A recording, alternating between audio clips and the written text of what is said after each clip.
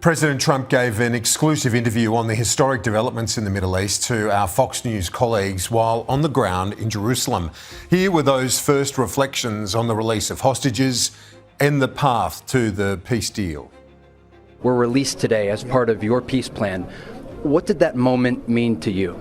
Well, everything. You see the enthusiasm really beyond Israel, all over the world. I've never seen anything like it. And I think it just means peace for the Middle East. And it somehow represents, they become representatives of peace for the Middle East. And that's why it's gone like this. Nobody's ever seen anything quite like it.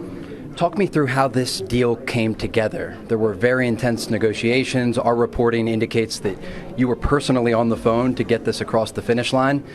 What happened, and when did you know that Hamas was going to release the hostages?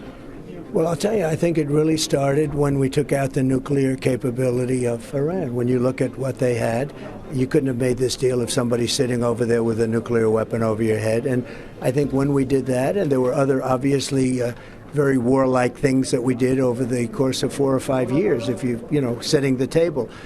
But when we did when we took away that destructive capability from Iran, now think of if you had it. Number one, I don't think the Arab and Muslim nations would be able to sign because they'd be afraid of Iran. They were known as the bully of the Middle East.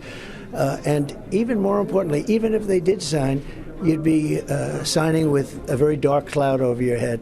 So I think when we wiped out that destructive capability, I think that had a lot to do with it all coming together. And other countries, we had tremendous help from other countries, and other countries helped us get this done. Without that, it couldn't have gotten done. In fact, I'm going right now to about 35 different countries, the most powerful, the richest countries in the world. I'm a little late, but I promise you I'd do this little talk. We can have a little talk for a couple of seconds, but I am really late. Absolutely. But they are waiting for me, and they were very instrumental in getting this deal done.